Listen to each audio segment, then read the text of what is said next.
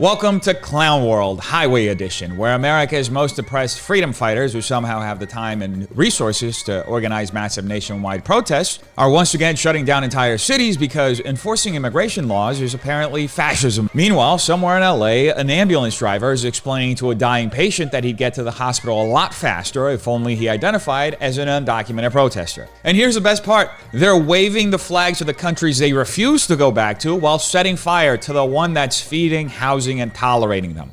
It's like burning down your own lifeboat and demanding the Coast Guard pay for your yacht. But don't worry, the same politicians who demand you mask up, lock down, and pay taxes for their security will let these peaceful protesters do whatever they want. Because in progressive America, your rights end where their outrage begins. So buckle up, because today we're diving headfirst into the chaos that unfolded in downtown Los Angeles, where, according to local media, thousands, but perhaps maybe far less, of anti-ICE protesters shut down the 101 freeway, waved foreign flags, and torched the American one, all to protest Trump's crackdown on illegal immigration. It's a masterclass in hypocrisy, entitlement, and another blatant show of failure by California's leadership. Turning now to thousands of anti-ICE protesters taking the streets in downtown LA. They marched onto the freeway and blocked traffic on the 101, speaking out against President Trump's immigration policies. Now let's take a moment to break down how the media is warping reality in real time, turning what should be reporting into a full-blown PR campaign for illegal immigration. In this clip we just watched, pay attention to a key language trick. The claim that thousands of protesters attended. Sounds massive, right? Like the whole city took the streets, but here's the kicker. No source, no official count, just the magic word thousands, which could mean anything from a Walmart Black Friday line to a full-blown military invasion. It's a classic media illusion, pumping up the spectacle without ever proving it exists. And this isn't just an accident, it's a strategy. Watch how they keep stacking the deck, carefully framing these protests with selective wording, ignoring key facts, and tilting the entire narrative toward maximum sympathy. No mention of the traffic disasters, the ambulances stuck in gridlock, or the businesses losing money. Just a one-sided sob story about the poor, oppressed people who somehow managed to shut down an entire freeway. Thousands of protesters rallied in downtown LA today. We've seen hundreds and thousands of people in this downtown Los Angeles area. Chaos and outrage today in downtown LA, with thousands of people protesting President Trump's threat of mass deportation. Thousands fled the streets of downtown LA protesting President Trump's mass deportation. It went from thousands of protesters to hundreds to just a few dozen just about a half an hour ago. Now, after watching that montage, it's hard not to notice the media's favorite buzzword: thousands. They keep insisting that thousands attended the protest. Yet every clip shows crowds that could easily be just a few hundred people. No official numbers, no concrete evidence, just a vague term designed to inflate the event's significance. So why would the media do this? Let's break it down. One of the local stations we looked at, KTLA, is owned by Nexstar Media Group, a company that claims to be neutral but has a well-documented history of pushing narratives that align with establishment politics and corporate interests. Nexstar has faced internal bias complaints, with reports of editorial decisions favoring anti-Trump narratives, particularly on issues like immigration and law enforcement. This according to Bloomberg Law.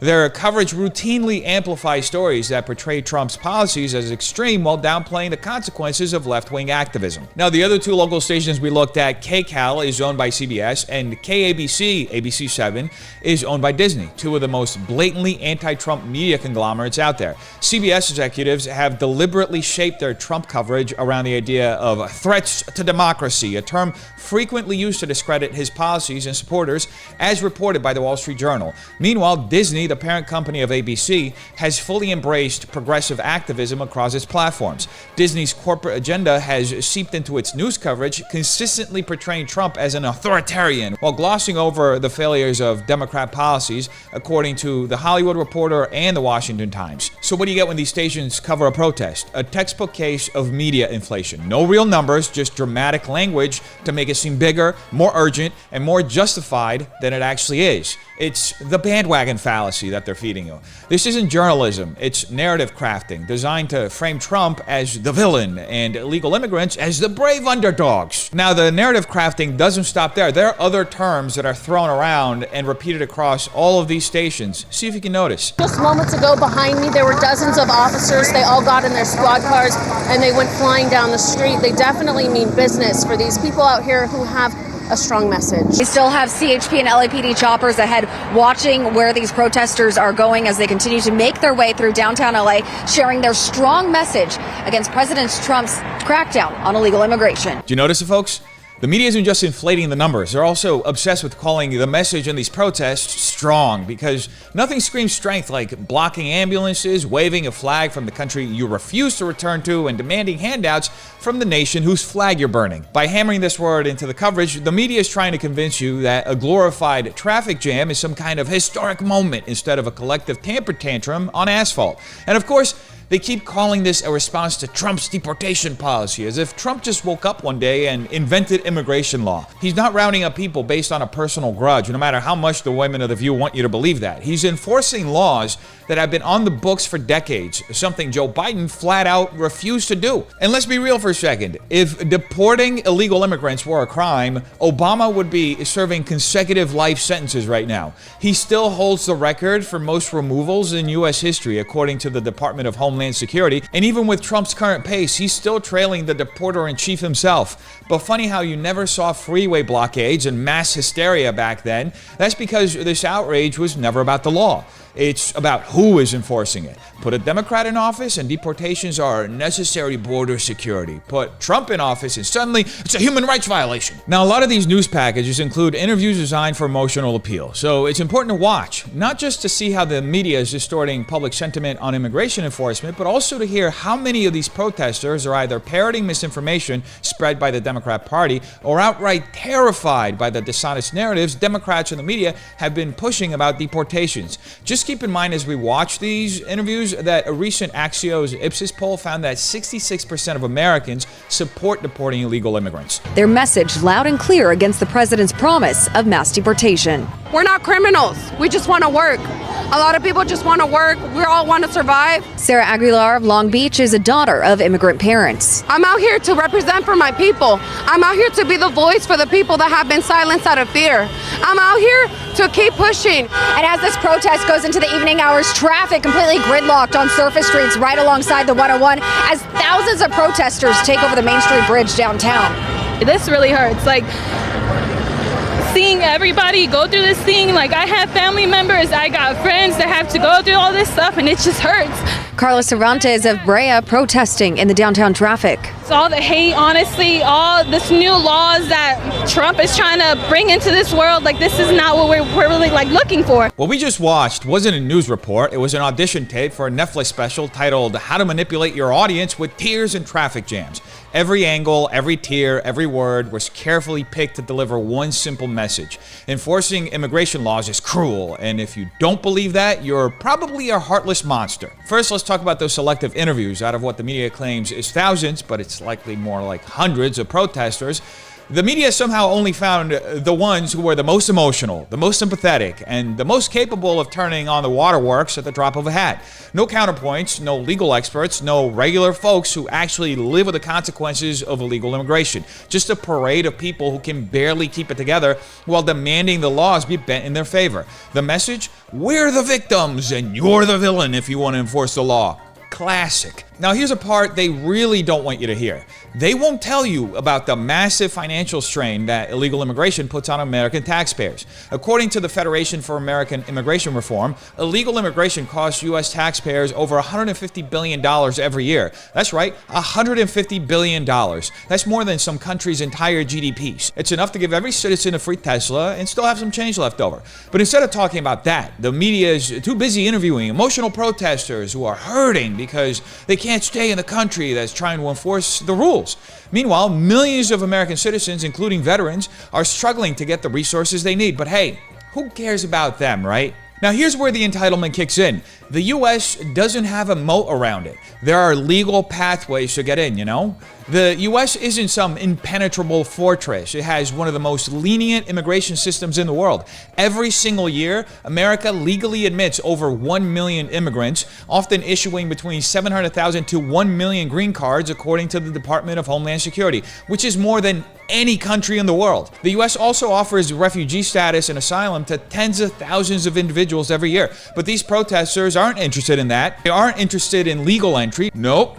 They're demanding that the laws simply not apply to them. They want to skip the line, evade justice, and then throw a tantrum when they get caught. How entitled can you get? And that brings us to the core issue. These protesters aren't just opposing Trump. They're challenging the sovereignty of the United States itself.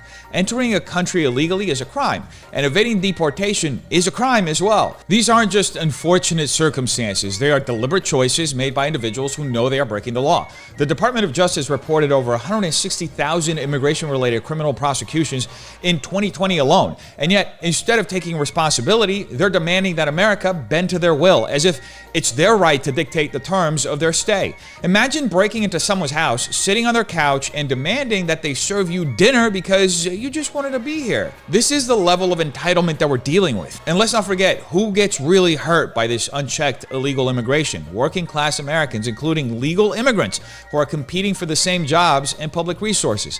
According to the Center for Immigration Studies, there are nearly 8 million illegal immigrants employed in the U.S., sucking up job opportunities and public resources that should be going to citizens and legal residents. So while these protesters are waving their flags and clogging up freeways, actual citizens and legal immigrants are being shoved aside. But again, who cares, right? As long as we make them feel justified for breaking the law, we're all good. So let's stop pretending this is about compassion. It's not. It's about changing the rules to suit the whims of those who think they're entitled to whatever they want. This isn't activism, it's theater. It's a performance that says, I want to break the law, and if you don't let me, you're the bad guy. It's like a child throwing a tantrum because they didn't get the toy they wanted, and the media is just standing there, clapping and handing them a lollipop. Stop rewarding the lawbreakers and start recognizing the real victims. The people who obey the law, the people who wait their turn, and the people who don't think they're entitled to rewrite the rules of this entire nation. But hey, the media is more than happy to sell this as an inspiring tale, all while ignoring the facts. It's not just about our individual selves, it's about our friends, our families, our students, our neighbors, for those who cannot show up today. It's sad in the fact that they're coming so strong with all these ICE raids and they're unjustifying the deportation of some of the U.S. citizenships that have been taken just because of how they look.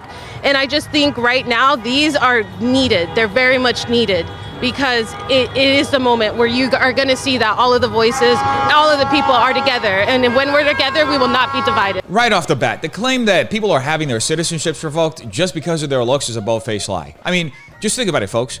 If this was actually happening, do you think the media would ever shut up about it? CNN would be running coverage nonstop with interviews from every so-called victim and a dramatic soundtrack to really sell the heartbreak. But no, we've got nothing.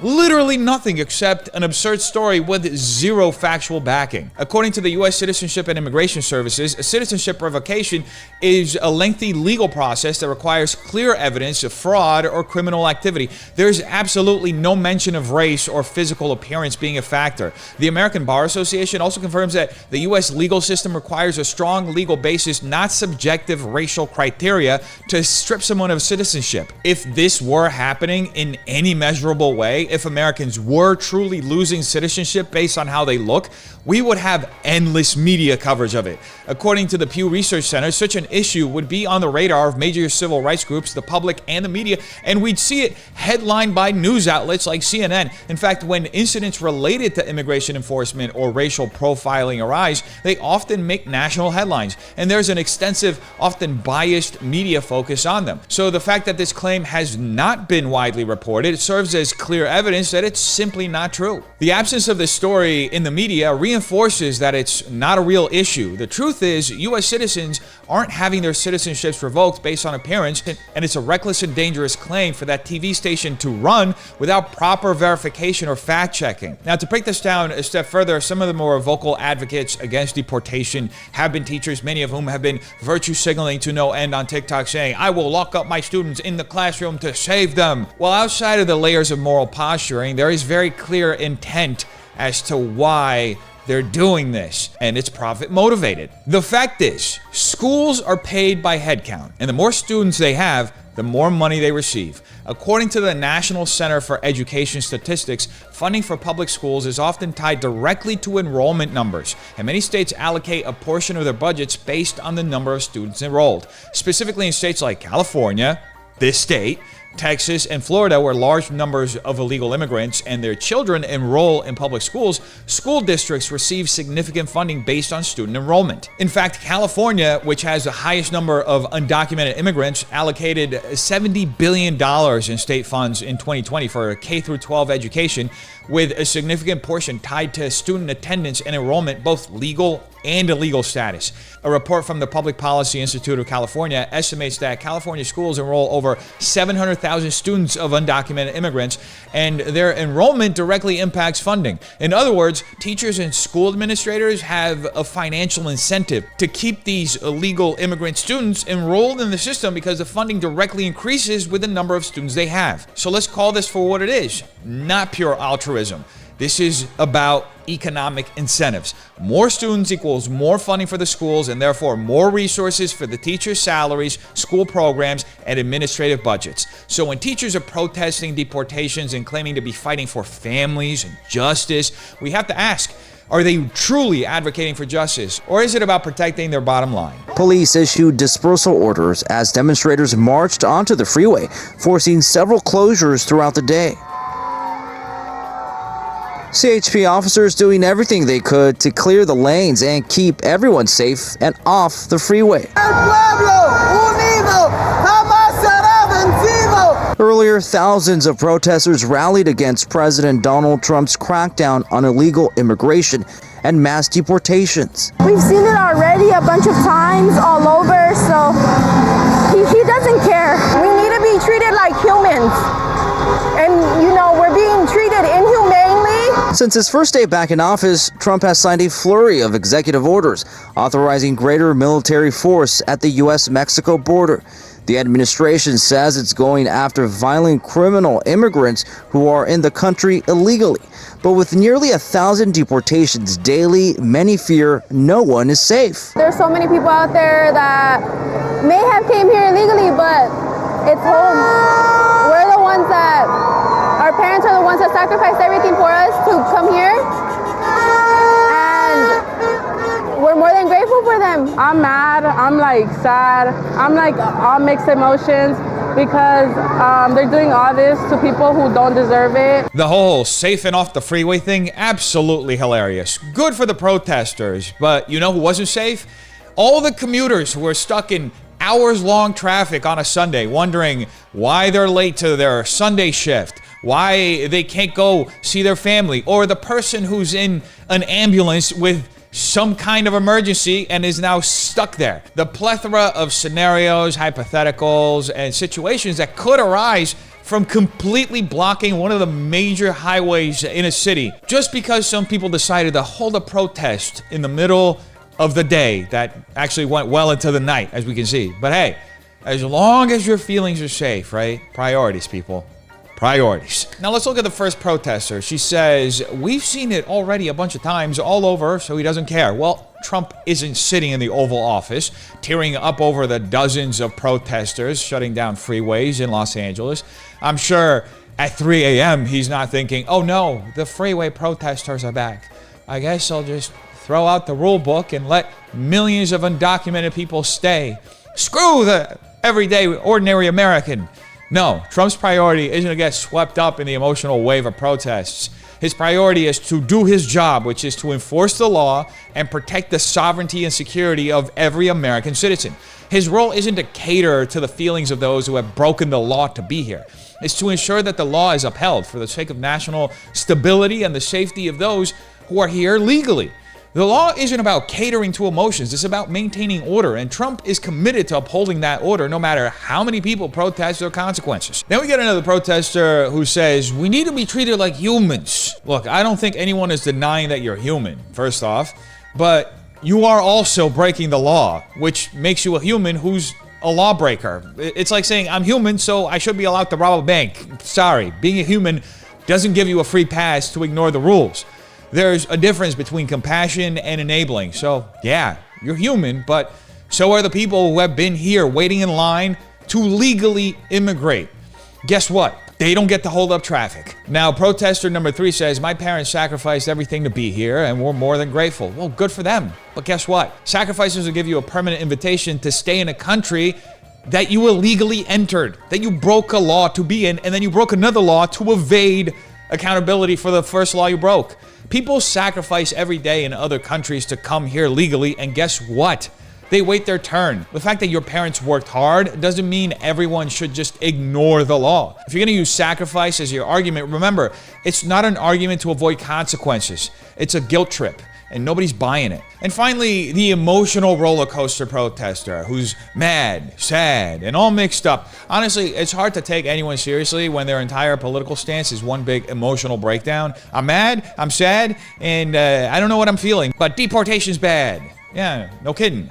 People break the law and don't like the consequences, but guess what? They're still breaking the law. As the age-old saying goes, don't do the crime if you don't want to do the time. Bottom line, if you're upset about deportations, try obeying the law for a change. If you don't cry about it when there are consequences. Protests there are just emotional outbursts with no real point or just noise. I mean, I can't wait for the next protest where they ask us to stop enforcing the law because it makes them feel bad.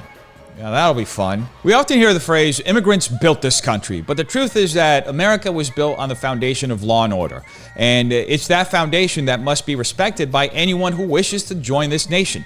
The notion that the rule of law should be compromised for emotional appeal is dangerous. And it only weakens the very fabric of what makes this country a beacon of opportunity. If we are to maintain the ideals of fairness and justice, we must ask ourselves, why do we continue to prioritize the emotions of lawbreakers over the principles of fairness and order that make this country great? America doesn't owe anyone anything simply because they claim hardship or seek to rewrite history. The reality is that the system already exists for those who want to come here legally. And that's where respect should be placed, not in bending the rules to accommodate those who choose to ignore them. As a nation of laws, we must continually challenge the rhetoric that attempts to undermine these principles, especially when it's rooted in half-truths and outdated arguments. If the narrative continues to focus on injustice, where do we draw the line between fairness and favoritism?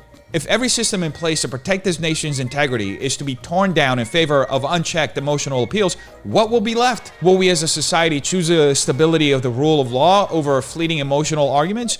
Or will we continue to entertain narratives that offer no real solutions, only a fast track to chaos? The deeper question we must ask here is, what kind of America do we want to build? One that stands firm on the values that have made it a land of opportunity, or one where the line between right and wrong is blurred beyond recognition? The more we entertain the notion that illegal actions should be excused because of emotional pleas or recontextualized historical grievances, the further we drift from the country that values opportunity for all, not just those who are willing to bend the rules.